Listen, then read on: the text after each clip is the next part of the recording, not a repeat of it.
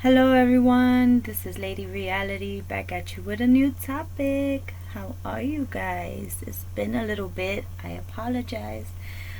I've been a little bit hectic with life in itself. I'm trying to stabilize my new business and trying to do YouTube at the same time and trying to manage family and my husband being away and things like that. So it's been very busy. But I just wanted to come back with a new topic for you guys this week. And the new topic is going to be about our children. I know there's a lot of mom and dads out there that want a reality check as far as what is supposed to be and what is not supposed to be the right way to raise your child. Now, I bring up this topic because there's a lot of controversy when it comes to raising our kids. There's a lot of people that say, oh, you must raise your kids this way, you gotta raise your kids that way, or you gotta be this kind of parent or that kind of parent, or if your kids come out a certain way, that's the mother and father's upbringing. The environment you were raised in or how you were raised. And I just wanted to bring that up because once again, that's a topic that is very, very touchy, also very offensive sometimes for certain people, and also, I don't know, me as a parent, I am very nonchalant about it. Me, myself. Because I don't take anything that anyone tells me offensively. That's just me. I really don't care. But that's my reality. It's not everybody else's. Like I said, some people get offended. This is a very touchy subject. So I want to just touch base on that and see what you guys think. Because, for example, I have great, amazing people that I know that were excellent parents. Excuse me, my phone is going off. Forgot to turn off the volume. I apologize. I have great friends and great people in my life that I know that raised their kids amazingly. I mean, even if they were single or they had a life partner, and they were a family, and unfortunately their kids turned out the way they turned out. They chose the wrong route. Then I have other friends, that were not so great of parents, and their kids came out exceptional. It's a game of life. I mean, to me, that is just weird, because normally is if you're a good parent, that's the norm. If you're a good parent, if you're a good role model to your kids come out well. They become successful, depending on the upbringing, quote unquote. That's what people say. Depending on your upbringing, on how you raise your kids, on how much you love them, how much you were there for them, all that they put in perspective. And it's just like school systems. When they see that a kid is acting up in school, the first thing they ask is, what's going on at home? Do you have problems with your family? Do you like your mom? Is your mom there for you? Do you like your dad? Is your dad there for you? They see this as a problem. And in reality, the choices that our children make when they grow up, or they turn into teenagers, I would start there. They turn into teenagers because the teenagehood is when they decide to take responsibility for their own actions. I would say from the age of 12 and on, they decide that they are no longer thinking we're mom's brain or dad's brain. They're not asking mom or dad because they know nothing. We never lived to see nothing, and what they say has no meaning. That's how kids think from that age on. I think that when they get a little bit more mature, within the 20s, that they start settling down and they start having their own families and things of that sort, they start to mature and realize that mom was right or dad was right. But during those stages of life is that they start transitioning and changing, and hormones start kicking in, and life changes start coming forth. And I'll be honest, when I was that age, it was a very confusing time for me. Within the age of 12 to the age of 20, maybe 21, I was very confused at what life brought my way, because I was so pure-hearted. I was very pure-hearted. My mom always took care of me, and my dad was there every so often through my teenage years. The reality was that I was sheltered, and I respect my mom for that. She sheltered me and took care of me. But once I hit the real world, it was a rude awakening. It was really a shocking experience for me.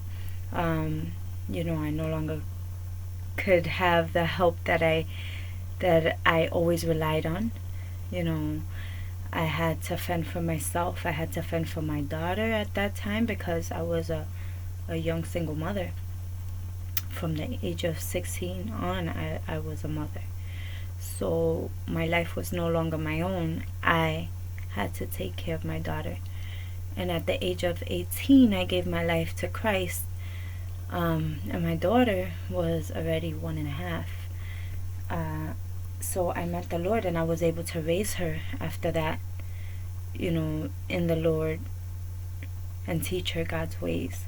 Now, again, we all choose our own paths, and that's just what God allows us to do.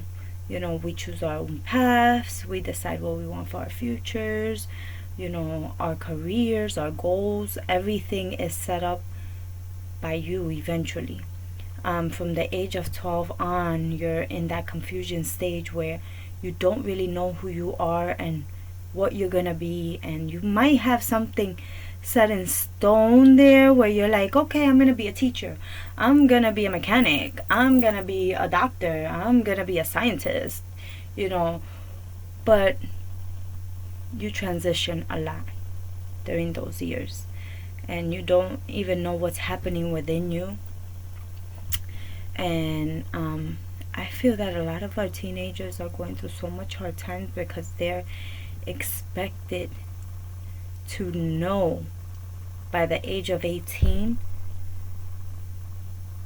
what is it that you want and need out of life, and where you're going. I really feel kind of heartbroken for them, because it's hard. A lot of them just want to turn 18 and move out. And not that that's a bad thing, because when I moved out, it was an experience for me. Like I said, it was a rude awakening. But because I had a daughter, there was no looking back. There was, okay, what now? We're gonna make this work, and there's no option. So the controversy is, do you honestly think that your kids, when they get older, base their lives off of your teachings? What the word says is your upbringing? Or do you think that they choose for themselves? I personally took my own route. I was raised a certain way, but I decided I wanted to go my own route. Excuse me. I decided that I wanted to do my own thing, my own ways, how to raise my kids my own way. I wanted to, get the career that I wanted to get, and go for whatever I wanted to go in my own kind of way. I didn't follow the footprints of my parents. Not that they had bad, ways, because, my mom, she went to school, she had her career, she became disabled after a while, and she couldn't work no more. And my dad, he's been in management for a big known supermarket, so he's been successful at what he does. And like I said, everybody chooses their path, but I chose my own, and I have siblings that they chose their own paths as well. And all three of us are different because I have two other sisters. All three of our paths are different. And we've been raised by the same people. So what I'm saying with this is, a lot of people have this mentality of stating that your actions is based on your background. I don't think so. I think that you choose your background. This is my opinion. And again, let's talk about it. Tell me what you think about it. What are your ideas on, this topic that I'm talking about? And I'm gonna name it upbringing. The upbringing of our families, or our family history, our ancestors, the things that we used to do. Yes, I'm not saying that some habits we don't adapt to because we're raised by our moms, our dads, we're around our siblings. So there's things that we, ritually do. A lot of people say I have an accent because I'm a New Yorker. I was raised in New York. That's something that is with me forever, and I don't mind it at all. So again, we get habits on the norm because we're just raised into it. But can you choose to do the good habits or choose the bad habits, or I don't know. Some people tend to blame siblings and family members and parents, grandparents, or whoever raised you for the turns in life that they chose to make. To me, I think that's incorrect. I think that regardless of the matter that you've been through, you have a choice, right? May it be that you've been in a domestic violence situation, family-wise. May you've been abused sexually or harassed emotionally, physically, in some type of way. There have been people that have gotten themselves out of that situation once they turned 18, and they decided to leave and turn their life around and never look back. They've decided to be better, to grab a hold of their situation and just not be that monster that other monster was created. And I'm just bringing this forth because people have a misconception of others and family members as well. You choose your path. This is me speaking on my opinion. Again, this is my opinion. And you might have your own, but you choose your path. Now, if you've been down a rough road and it's traumatizing, I get it.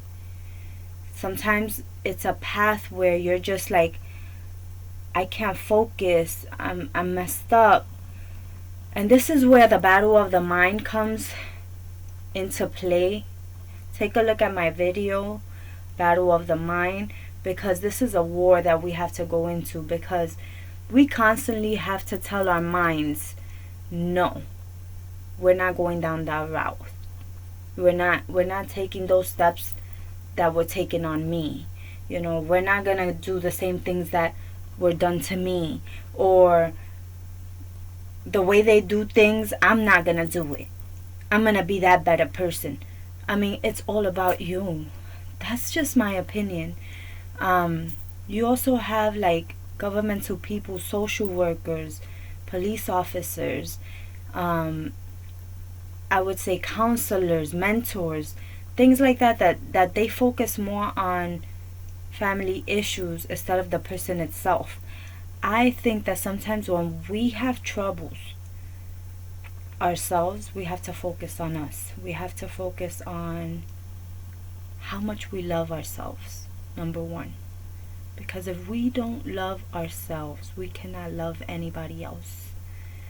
And we find ourselves in our trauma and our hurt and our pain and our disgust, that we feel disgusted. So we give disgust, we give trauma, we give pain, we have to get in some kind of way restored and healthy again, so that we can go ahead and give that cycle of love right back to the people.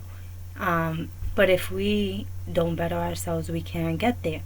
So this is why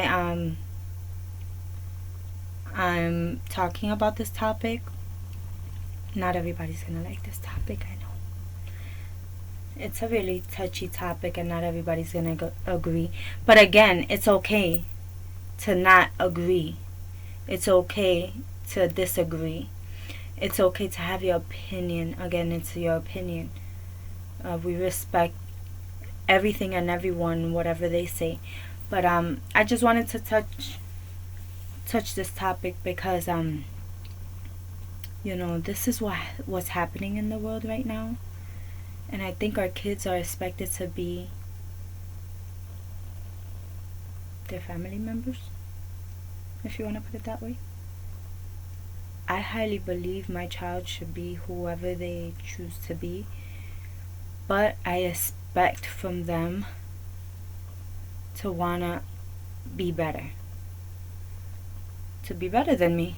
I don't want them to be like me. I don't want them to be anything like me. No.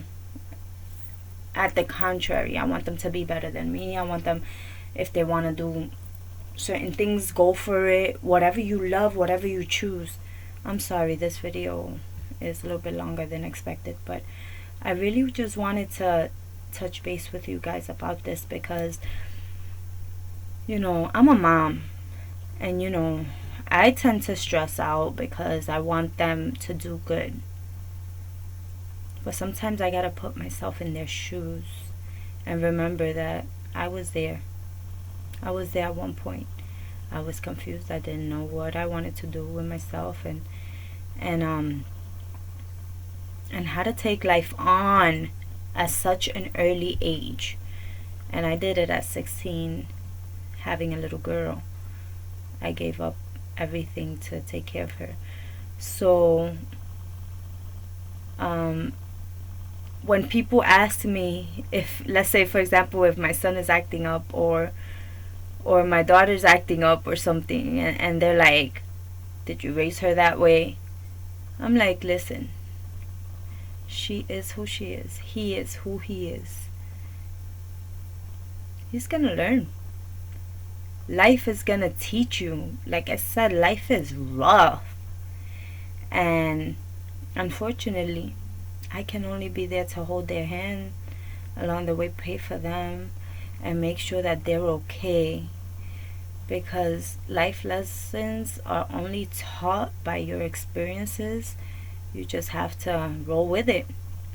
Roll with it. It's not no upbringing or anything, because they can say, let's say for example, my kid is acting up. They could say, oh, you were raised in a bad home? Nope. I've always been there for my kids.